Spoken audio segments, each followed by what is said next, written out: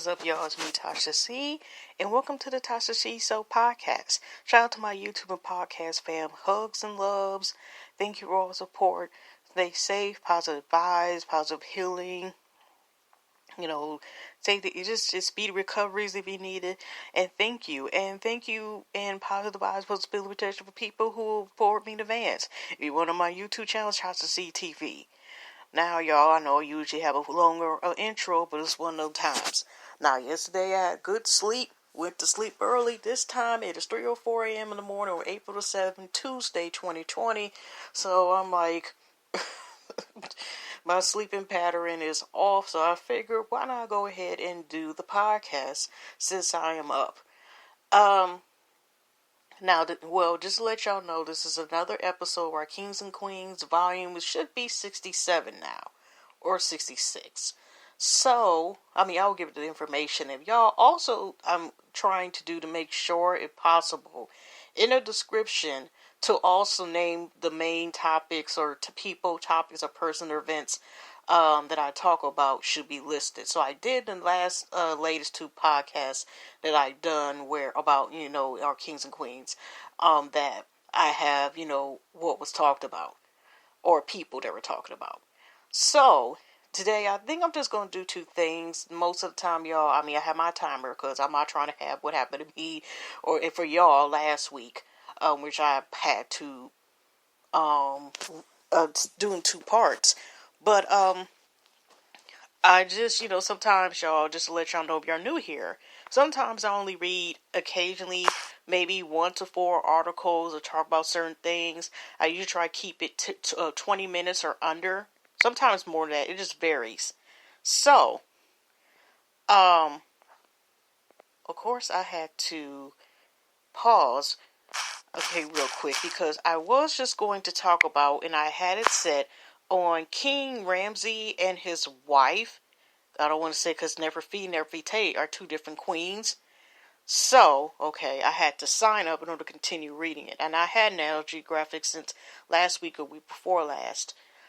So that's what I'm going to be talking about today. And before I get into that, y'all, I actually didn't know that Telly Riley says that the Battle of him, which I guess was the Battle of the Beat / Soul Ride producers, between him and Babyface, which are both still living legends in the music industry, especially. He said G can't have the money, can't have all the money, and now now got postponed. Excuse me, y'all, since I'm using my cell phone to do these, podcasts, through the lovely app, sometimes, you might hear notifications. So, let's get into the story. Alright. Who was Ramses II? Like I said, this is from National Geographic. I had to actually, in order to continue... Oh, this is nice. They even say a 4-minute read. Now, this is a first. They have it right in the article, y'all. Okay, so by Christian Barlow Martini. I definitely might use them for a future reference more anyway, But the fact that they even got a notification about how it's going to take to read, excuse me, y'all. Of course, I'll be getting yawning when I'm doing these podcasts as usual. So, like I said, in order to finish reading this, y'all, if y'all like National Geographic and like their articles, you have to sign up in order to continue reading. Just to let y'all know. Okay, let's get into it. Okay, who was Ramses II? Pharaoh during Egypt's Golden Age, King Ramses II built more monuments and sired more children than any other Egyptian queen. And here's also a disclaimer from, warning to y'all. I do mispronounce words. Forgive me, I'm doing the best I can. Now, this is from the author Christian Barlow Martini. Okay, this was also published on May the 3rd, 2019. Oh, wow, so this is almost a year ago. Okay, what makes a king mighty? Ramses II... Oh, gosh, you know what, y'all, I'm being hard-headed. I forgot to put that phone on the landline phone, cell phone on a thing, so that's what y'all hearing this from my side. Okay, I think was born around either 1303 and it got CA 1303 and through CA 1213 BC, recognized that the diplomacy and the executive public relations campaign could migrate any military shortcomings. His celebrated buildings, accomplishments, including the marbles at Narnak and Arbu Simbel, reflected his vision of a great nation and of himself as the ruler of rulers. He erected more monuments and statues and sired more children than any other pharaoh. As a result, he has long been regarded by Egyptians as Ramses the Great, and his 66-year reign is considered to be the height of Egyptians' power and glory. Now, personally, y'all, I always put my little my little tangents and rest, whatever, sometimes when I'm talking. Honestly, I did not hear much about, not too much about Black history going to school anyway, too much. Even when I took African American, like English classes more so, but more so that was apart from literature. But I didn't, still know a lot about, say, sources that had to deal with Black history. So what I'm saying is the most honestly I heard about, the males until I became an adult, kings and queens at the most was King Tut. And it was more so this bust the same as Queen Nefertiti, but not really knowing about King Ramsey and him having kind of a very long since the year we're in. I think maybe I seen the picture of the statues, but not a lot of information. So I'm learning what y'all learning. If y'all first time is listening, the best I can with describing this. Okay. It was Ramses II's grandfather, Ramses I, who had elevated the commoner family to the ranks of royalty through his military prowess. Ramses II's father, Seti I, secured the nation's wealth by opening mines and quarries. He also forfeited the northern frontier against the Hittites, a tribe out of modern-day Turkey. When 14-year-old Ramses II ascended the throne, the Hittites saw an opportunity to test the young king and his empire's northern border. They invaded and took over the important trading town of Cadiz in modern-day Syria. Ramses II led his forces to recapture Cadiz, but he was duped by spies into thinking the Hittites were far from the Egyptian camp. Instead, they were lying in wait nearby and attacked. The Egyptians were on the brink of defeat when reinforcements arrived just in the nick of time. Ramses II won the battle, but he did not win the war. Okay, I had to be careful. They got this little these clips, and I'm trying to make sure I don't look at it. Okay, here's just a little brief little note that is under this little video, because like I said, if I click on that, it will end my podcast. It will not pause. It'll be thank you, come again. Do you want to save it or discard it? What you're going to do? Okay. So here's ancient Egypt 101. The ancient Egyptian civilization, famous for its pyramids, pharaohs, mummies, and tombs, flourished for thousands of years. But what was its lasting impact? Learn how the ancient Egypt contribute to society with its many cultural developments, particularly language and mathematics. And just a note, y'all, I know this is another random thing I'm saying, but I remember I had to take a math class, which actually when I changed the program, I went to the last university I went to, and I graduated from. It was a certain all-purpose math class. It wasn't statistics, it wasn't algebra, but it talked different things of proportion, the border systems, and all this type of stuff. And for my project, the first time I took the class, I couldn't stand. But the second time I took it, the lady was real nice, got ahead of the class. But the first, I ended up, had to choose a product on different things. Some people choose census and all this other stuff. I choose mine on Egyptian mathematics and Egyptians. I remember a little bit. So that may remind me of that for some reason. Let's go back to the article. His battered troops withdrew from Kadesh, but Ramses wasn't about to let a little troop tarnish his perceived triumph. On the temple walls across Egypt, he ordered the creation of murals depicting him single-handedly defeating the aggressors. In reality, after years of negotiation, Ramses II eventually signed a peace treaty with the Hittites. It was the earliest peace accord whose text has survived. Among his articles, both sides agreed to extradite refugees and not exact retribution after their return. Further, they agreed to aid one another if attacked by foreign or domestic enemies. One copy of the treaty, in hieroglyphics, was carved into a stela in the temple of Karnak. A second copy, written in the Achaemenid on a clay tablet, was discovered in Turkey in 1906. The significance of this peace treaty is reflected in the fact that a replica of the tablet is on display at the United Nations headquarters in New York. Oh, this is enormous car resin they got. Like people watching. I'm just looking at the thing, y'all. It is beautiful. It is used as heck. Wow, that is too dope. Okay. Alright. Towards is admiring the enormous Carmi rovers. Is that his tomb? Where is that? Or okay, they said photograph by old Lewis Marcina North Geographic Image Collection. Okay.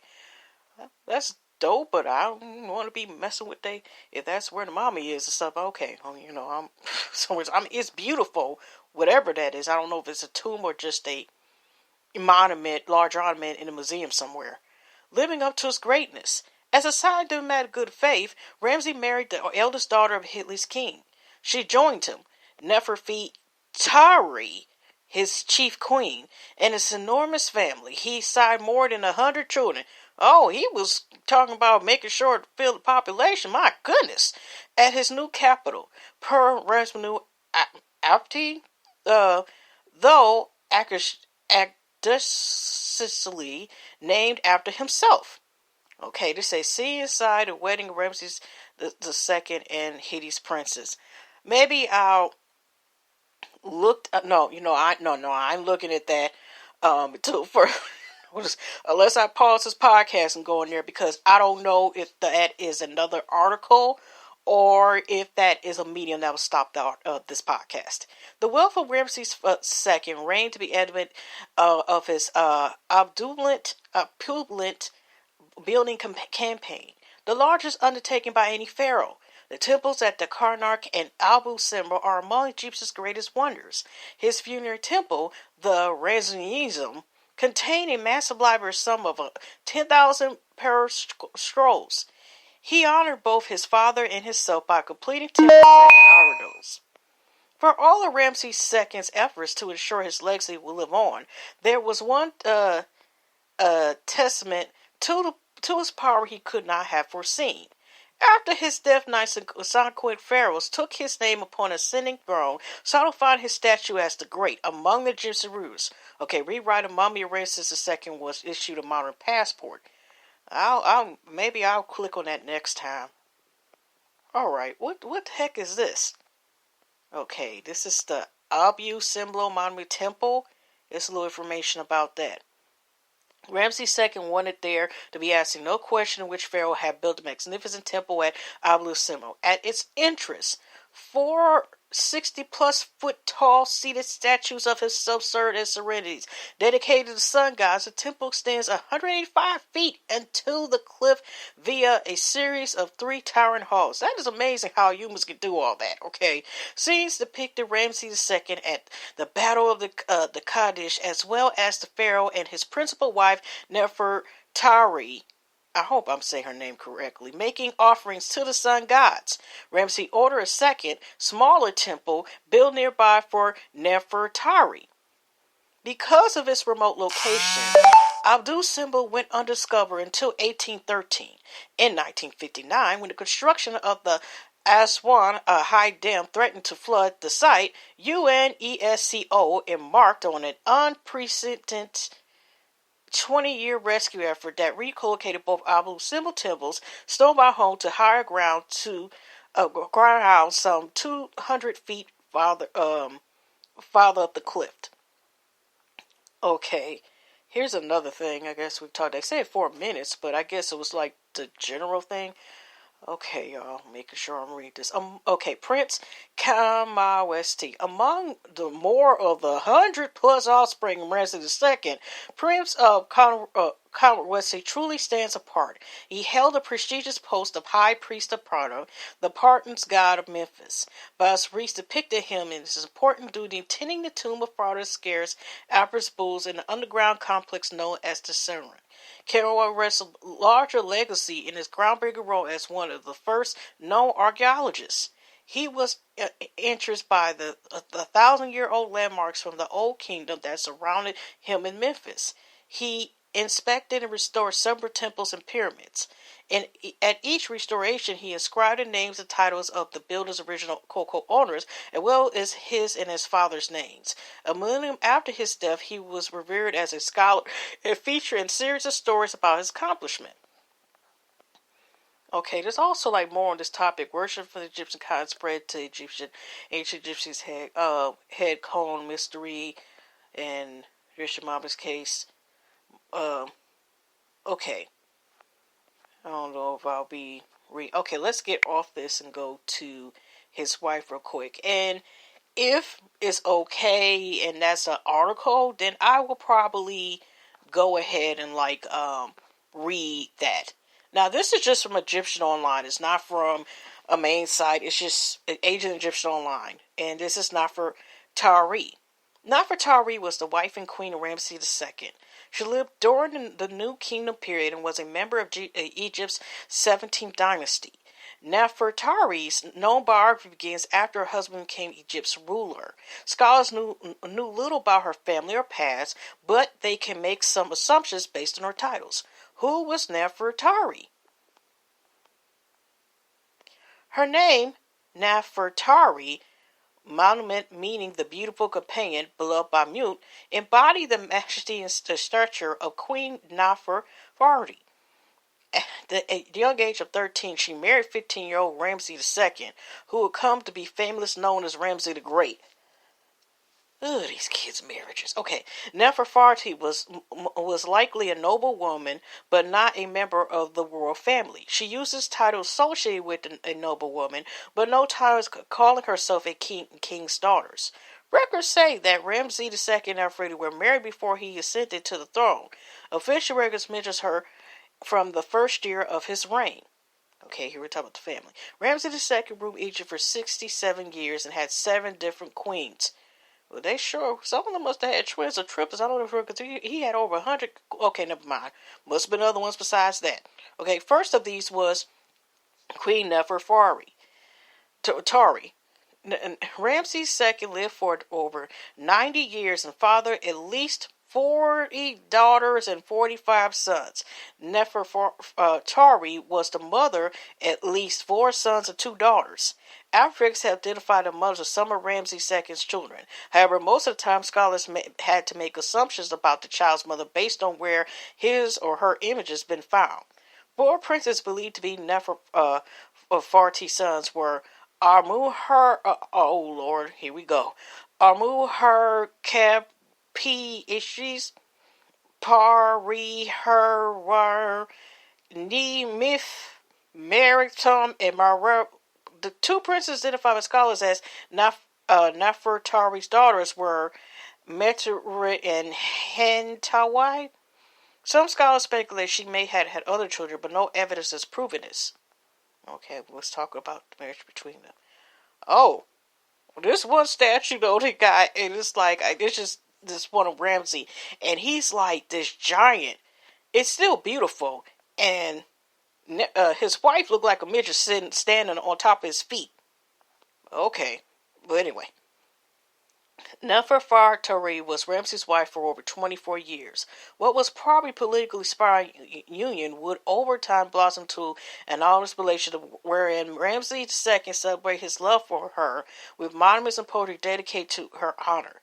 Many titles ascribed to her attest to the esteem Ramses held for her and the various roles she undertook in her function as queen. Designations such as Sweet of Love, Bride of God, and Lady of Two Lands demonstrated her positions as lover, priestess, and politically functionary. She is known to have accompanied Ramses in some cases on military campaigns. Egyptologists have found statues and images of Nefertari throughout Egypt.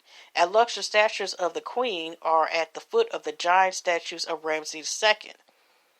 Other images show her leading the royal children in rituals and during festivals. Images also show Nefertari with her husband honoring the gods or commemorating events. Scholars have found more evidence of Queen Nefertari's importance in the capital city of the Hittites. Early in his reign, Ramses II was at war with the Hittites, but a peace treaty was established during his reign. They also made peace. Nefertari wrote letters to the king and queen of the Hittites. She also sent gifts to the queen, including a gold necklace. Ramses II built a beautiful tomb for his wife in the Valley of the Queens near Thebes. It is now known as QV66 and is the largest and most beautiful tomb in the valley. Thieves stole all the queen grave goods in Akri, including her sarcophagus and her mummy. Egyptologists only found fragments of Nefertari's body and a few grave goods in the tomb. Nefertari's tomb is known for its beautiful as well as preserved wall paintings. Some that depict the crown of Nefertari. Often she wears a crown associated with different goddesses like Isis or Hathor. In her tomb, the wall paintings show the queen honoring the gods and goddesses who would help her journey into the afterlife. The ceiling of the tomb is blue and has stars painting over the ceiling. Most of the walls painting were well preserved and Egyptologists had worked to restore them and protect them. Today, the Egyptian government controls and limits visitors to the cave. Hieroglyphics cover the walls and many are passages from the Book of the Dead. Most of the images are pictorial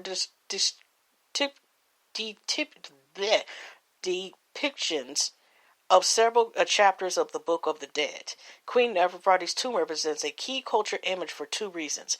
The first is that the tomb's preservation gives scholars a glimpse of the beauty and color that was a part of most world tombs. Second, demonstrates the building's expertise of artisans during the Ramses II's reign.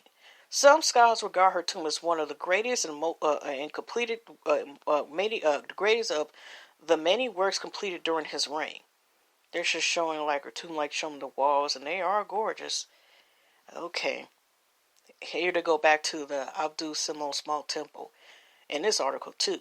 Abdul Simon is the location of two rock-cut temples that Ramses II built in Nubia. The Great Temple was dedicated to Ramses II and several national gods. The image of Queen Nefertari and several of the world children are on the temple. Scholars moved both temples during the 1960s to save them from flooding caused by the Aswan Dam. Ramses II dedicated the small temple to Nefertari and the goddesses Hathor. The two colossal statues of the queen and four of Ramses II were carved in front of the temple. Small statues of the royal children are besides the colossal statues. Inside the temple are large hypostyle hall. The hypostyle columns have tops carved in the shape of the Hathor's head. The two small vestibules were on either side of the main hall in the end by the sanctuary. The sanctuary was opposite in front of the entrance of the temple. All the carvings in the sanctuary were completed. Scholars found two areas on the door were doorways to other chambers that were not carved. Abu symbol construction began in the 24th year of Ramses II's reign. Nefertari appears in the images depicting the beginning of the temple's construction. Later images show her daughter Mentorin in her place. Scholars believe that this shows the queen was in ill health at this time. She likely died not long after the Abdul Simon's construction began. Here's some Queen Nefertari facts. Nefertari was the first queen of Ramses II. She died in the 24th year of his reign. Her tomb is the most beautiful found in the Valley of the Queens. Scholars found love poetry written by the king for his dead queen Nefertari's tomb. Ramses II dedicated the small temple to offer similar to Nefertari in Hathor. And that's it, y'all. Wow. Well, he outlived her, but that was an interesting read, y'all. Okay, y'all. Well, hugs and loves. I'm done. I'm about to hopefully, about to go to sleep. And I will see y'all tomorrow. This be uploaded. Like I said, y'all stay safe. Wash your hands. Hugs and loves. Positive faith blessings. Positive meditation. Positive vibes. And I will see y'all next one. Hugs and loves. God bless. And take care, y'all.